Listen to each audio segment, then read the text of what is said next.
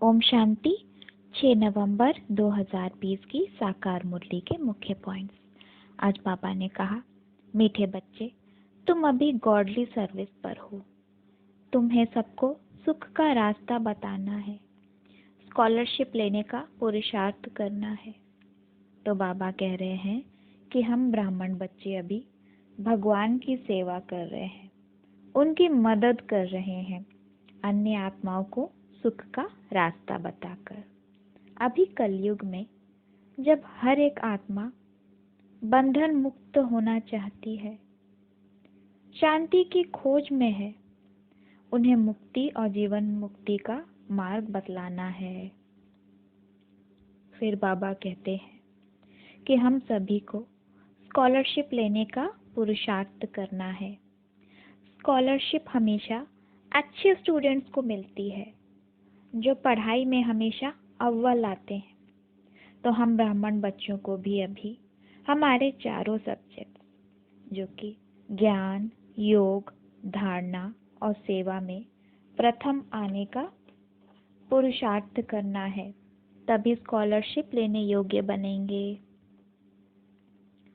आगे बाबा कहते हैं कि हम बच्चों की बुद्धि में जब ज्ञान की धारणा अच्छी हो जाती है, तो भक्ति में जो डर रहता है, गुरु हमेशा श्राप न दे दे, यह डर निकल जाता है, क्योंकि ज्ञान मार्ग में कोई श्राप दे न सके।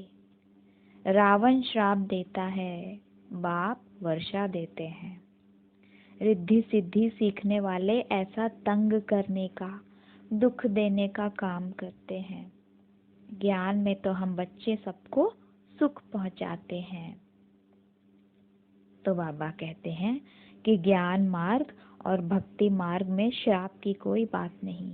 जो रिद्धि सिद्धि आदि सीखते हैं वो श्राप देते हैं और पैसे भी बहुत कमाते हैं। भक्त लोग यह काम नहीं करते। फिर बाबा 84 के चक्र को समझाते हुए कहते हैं कि जो आत्माएं सतयुग से पाठ बजा रही हैं, वही पूरे 84 जन्म लेंगी, और जो बाद में आती जाएंगी उनके जन्म भी कम होते जाएंगे। तो आत्मा के मैक्सिमम 84 जन्म और मिनिमम 2 से 3 जन्म होते हैं। फिर बाबा ने अभी इस संगम युग की महिमा करते हुए कहा कि अभी इस संगम युग पर हम ब्राह्मण बच्चे पुरुषार्थ कर रहे हैं पुरुषों में उत्तम बनने का।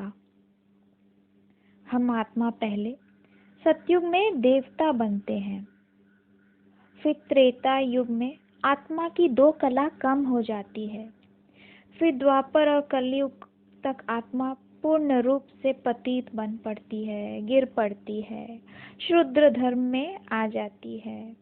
अभी संगम युग पर ही बाबा आकर हमको फिर शूद्र कुल से ब्राह्मण कुल का बनाते हैं, हमें ज्ञान देते हैं, और इस संगम युग पर ही बाप और बच्चे का मिलन होता है।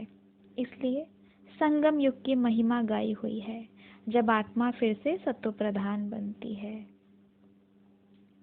फिर बाबा कहते हैं कि बेहद के बाप को याद करो और स्वदर्शन चक्र फिराते रहो, तो हमेशा इस नशे में रहेंगे कि हम क्या थे, क्या बन गए हैं और फिर से क्या बनने वाले हैं। अभी हमारा एम ऑब्जेक्ट है लक्ष्मी नारायण बनना। बाबा कहते हैं इसके लिए घर बार छोड़ने की दरकार नहीं। गृहस्थ व्यवहार में रहते कमल फूल समान पवित्र रहो और सृष्टि चक्र नॉलेज को जानकर देवी गुण भी धारण करो, तो तुम हीरे जैसा बन जाएंगे। धारणा के लिए मुख्य सार। पहला, बाप से बेहद का वर्षा लेने के लिए डायरेक्ट अपना तन मन धन ईश्वर के आगे अर्पण करने में समझदार बनना है।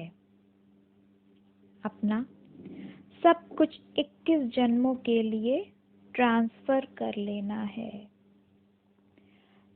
तो लौकिक में जैसे भगवान या गुरु के आगे दान पुण्य करते हैं, अपने अगले जन्म को सुधारने के लिए, तो यह उनकी सिर्फ एक जन्म या अल्पकाल की ही कमाई है। और यहाँ हम अपना तन मन धन ईश्वर के आगे अर्पण करके पूरे 21 जन्म के लिए अपना भाग्य बनाते हैं। दूसरा है, जैसे बाप पढ़ाने की, संभालने की और श्रृंगारने की सर्विस करते हैं, ऐसे बाप समान सर्विस करनी है। जीवन बंध से निकाल सबको जीवन मुक्ति में ले जाना है। तो जैसे बाबा टीचर बन पढ़ाते हैं, पिता बन संभालते हैं और गुरु बनकर ज्ञान रत्नों से श्रृंगार करते हैं, ऐसी सर्विस हमें भी करनी है। हमें अन्य आत्माओं को शांति धाम सुख धाम का रास्ता बताना है। वरदान है, सर्व खजानों के इकोनॉमी का बजट बनाने वाले महीन पुरुषार्थी भव। जैसे लौकिक रीति में यदि इकोनॉमी वाला घर न हो तो ठीक रीति से नहीं चल सकता, ऐसे यदि निमित्त बने हुए बच्चे इकोनॉमी वाले नहीं हैं तो सेंटर ठीक नहीं चलता। वह हुई हद की प्रवृत्ति, यह है बेहद की प्रवृत्ति। तो चेक करना चाहिए कि संकल्प, बोल और शक्तियों में क्या क्या एक्स्ट्रा खर्च किया। जो सर्व खजानों की इकोनॉमी का बजट बनाकर उसी अनुसार चलते हैं, उन्हें ही महीन पुरुषार्थी कहा जाता है। उनके संकल्प, बोल, कर्म व ज्ञान की शक्तियां कुछ भी व्यर्थ नहीं जा सकती। तो सदैव चेक करते रहना है कि जैसे व्यर्थ कुछ भी खर्च ना हो, ना तो संकल्प, बोल, कर्म, अन्य ही ज्ञान। तभी आत्मा भरपूर रहेगी और शक्तिशाली रहेगी। स्लोगन है, स्नेह के खजाने से माला माल बन सबको स्नेह दो और स्नेह लो। अच्छा, ओम शांति।